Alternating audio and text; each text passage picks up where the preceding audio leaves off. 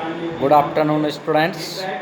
आज हम पढ़ेंगे NCERT books at class science का चैप्टर 8 जिसका नाम है सेल स्ट्रक्चर एंड फंक्शन। कोशिका, उसकी संरचना और कार्य। ठीक है, तो कोशिकाएं क्या होती है बच्चों, देखेंगे अपन यहाँ पे। Cell the smallest structural and functional unit of an organism which is typically microscopic and consists of cytoplasm and a nucleus enclosed in a membrane। वह छोटी से छोटी कोशिका, वह छोटी और संरचनात्मक और क्रियात्मक इकाई है एक जीव की, जो बहुत ही माइक्रोस्कोपिक या सूक्ष्म होती हैं, जो किस किस से मिलकर बनी होती है, साइटोप्लाज्म और न्यूक्लियस के द्वारा मिलकर बनी होती है। और जो साइटोप्लाज्म और न्यूक्लियस है वो एक मेम्ब्रेन या झिल्ली के द्वारा घिरे हुए होते हैं, एनक्लोज होते हैं बच्चों। ठीक है, all organism are made of smaller parts called organs. सभी जीव जो होते हैं वो छोटे छोटे पार्ट से मिलकर बने होते हैं जिनको ऑर्गन्स या अंग कहते हैं। ठीक है, next, organ are made of still smaller part. और ये अंग हैं या ऑर्गन हैं, ये भी और छोटे छोटे पार्ट से मिलकर बने होते हैं। The smallest living part of an organism is a cell. और किसी भी जीव के शरीर का जो सबसे छोटा जीवित भाग होता है उसका नाम ही क्या होता है बच्चों, कोशिका होता है। उसी सबसे छोटे सजीव के शरीर का जो भाग होता है जीवित, उसको कोशिका के नाम से जाना जाता है बच्चों। जैसे किसी भी पदार्थ का सबसे छोटा पार्ट होता है उसको एटम या परमाणु के नाम से जाना जाता है, ऐसे जीव के शरीर की सबसे छोटी इकाई क्या है, कोशिका या सेल है। Next, cells were first observe in cork by Robert Hooke in 1665। कोशिका को सबसे पहले कॉर्क पर डिस्कवर किया गया था या देखा गया था, और किसके द्वारा, रॉबर्ट हुक द्वारा 1665 में। रॉबर्ट हुक नामक एक साइंटिस्ट थे जिन्होंने 1665 में सबसे पहले कॉर्क की कोशिका को देखा था बच्चों। कॉर्क मतलब होती है एक प्रकार की छाल या बार्क होती है, पेड़ की छाल का ही एक भाग होता है। नेक्स्ट,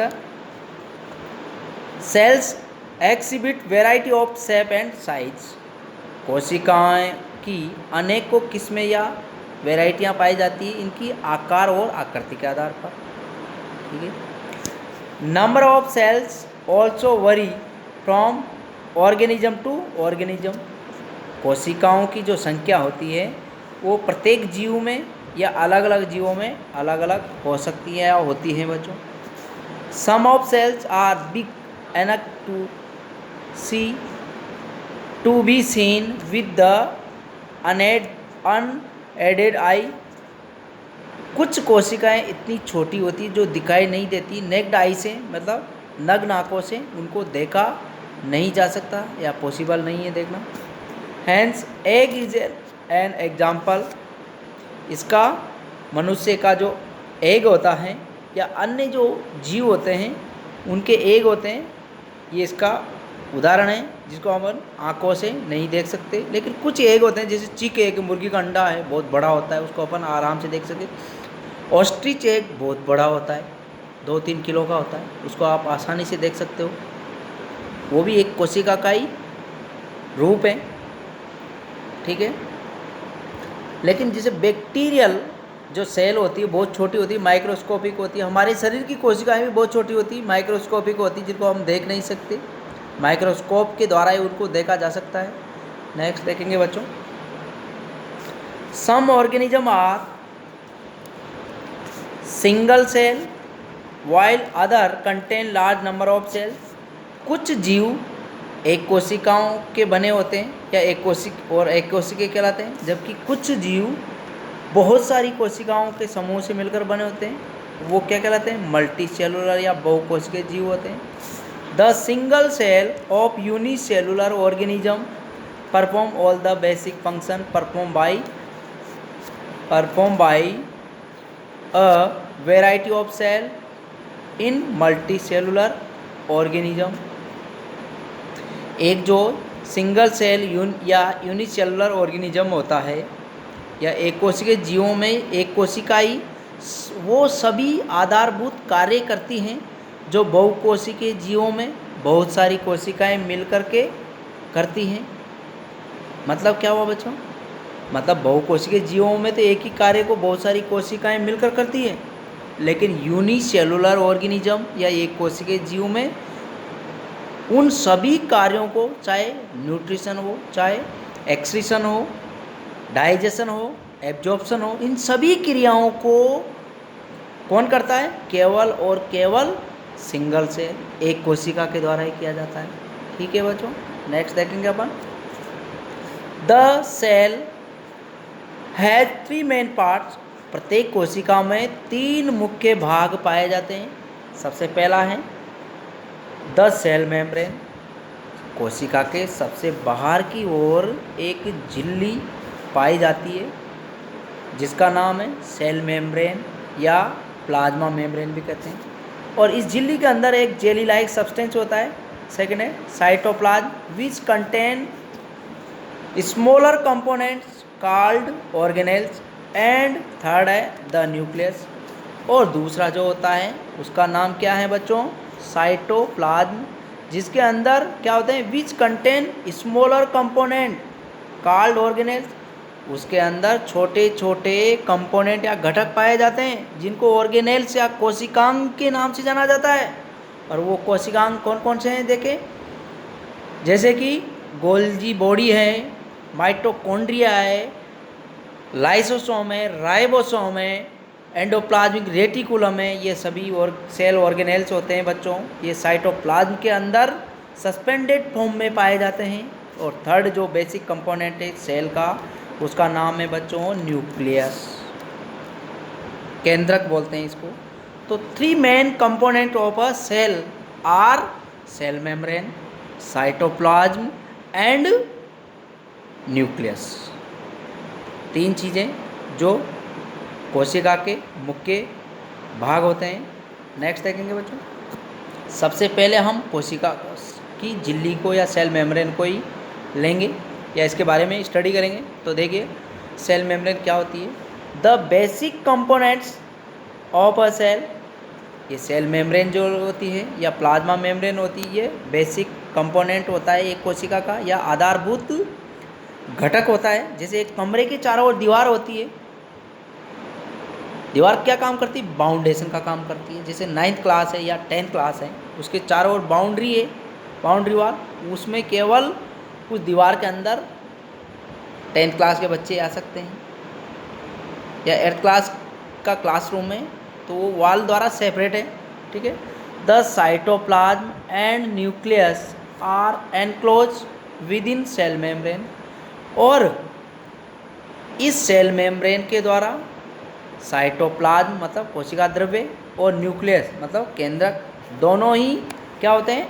एनक्लोज होते हैं, परिबद्ध होते हैं इस सेल मेम्ब्रेन के द्वारा, घिरे हुए होते हैं। मतलब there is an outer thicker layer in cells of plant called cell wall, और पादप कोशिकाओं में ही इस सेल मेम्ब्रेन के बाहर एक थिकर लेयर यानी मोटी परत पाई जाती है।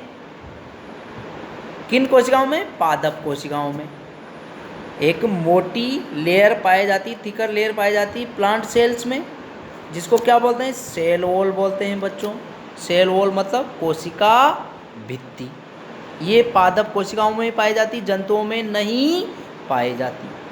ठीक है, क्योंकि ये पादपों को मैकेनिकल सपोर्ट प्रोवाइड कराती है बच्चों, इसीलिए ये पादपों में ही पाई जाती है। ठीक है। नेक्स्ट मेन कंपोनेंट है सेल का, उसका नाम है साइटोप्लाज्म। तो देखिए बच्चों साइटोप्लाज्म क्या होता है? कोशिका द्रव्य बोलते हैं इसको। The jelly like substance present between the cell membrane and the nucleus. एक जेली लाइक लसलसा सब्सटेंस होता है किस पर, सेल मेम्ब्रेन और न्यूक्लियस के बीच में, जिसको किस नाम से जानते हैं बच्चों, साइटोप्लाज्म या कोशिका द्रव्य के नाम से जानते हैं बच्चों, ठीक है ना। Various organelles present in the cytoplasm, और विभिन्न जो कोशिकांग होते हैं वो इस साइटोप्लाज्म में ही प्रेजेंट होते हैं। वो कौन कौन से हैं, माइटोकॉन्ड्रिया, प्लास्टिड। अब प्लास्टिड केवल present only in plant cell, ये केवल पादप कोशिकाओं में ही पाए जाते हैं बच्चों। थर्ड है एंडोप्लाज्मिक रेटिकुलम, ER भी बोलते हैं इसको, दो प्रकार की होती है, रफ एंडोप्लाज्मिक रेटिकुलम और smooth endoplasmic reticulum. Next ribosome, next lysosome, vacuoles and Golgi body, centrosome. अब ये सेंट्रोसोम भी बच्चों केवल और केवल एनिमल सेल्स में ही प्रेजेंट होता है। ये सारे के सारे जो अभी अपन ने देखे हैं ये सेल ऑर्गेनेल्स हैं, और पादप और जंतु कोशिकाओं के अंदर जो साइटोप्लाज्म पाया जाता है उस साइटोप्लाज्म में ही सस्पेंडेड फॉर्म में या उसके अंदर पाए जाते हैं, सेल मेम्ब्रेन और न्यूक्लियस के मध्य में, ठीक है बच्चों। ये हो गई आपकी सेल्स। अब सेल्स का जो मुख्य कंट्रोलर भी कहते हैं इसको, ये नियंत्रक या मुख्य भाग, उसका नाम है न्यूक्लियस बच्चों। तो उसको अपन देखेंगे, देखो nucleus. Nucleus is separated from cytoplasm by a nuclear membrane. Nucleus मतलब केंद्रक। न्यूक्लियस क्या होता है, सेपरेट होता है साइटोप्लाज्म से, किसके द्वारा, न्यूक्लियर मेम्ब्रेन के द्वारा, मतलब केंद्रक झिल्ली के द्वारा।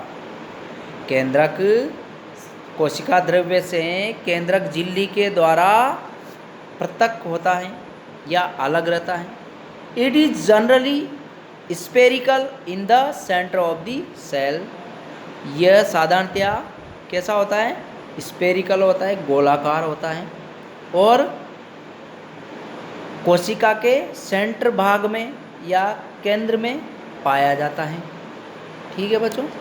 Next nuclear membrane. अब न्यूक्लियस के चारों ओर जो मेम्ब्रेन पाई जाती है उसको न्यूक्लियर मेम्ब्रेन या केंद्रक झिल्ली बोलते हैं। तो देखिए nuclear membrane, nucleus is separated from the cytoplasm by a membrane called the nuclear membrane. Nucleus जो होता है वो साइटोप्लाज्म से एक मेम्ब्रेन या झिल्ली द्वारा सेपरेट होता है, पृथक होता है, जिस झिल्ली को किस नाम से जानते हैं, न्यूक्लियर मेम्ब्रेन के नाम से जानते हैं बच्चों, ठीक है। Next nucleolus. न्यूक्लियोलस मतलब एक तो पढ़ा अपने न्यूक्लियस, अब है न्यूक्लियोलस।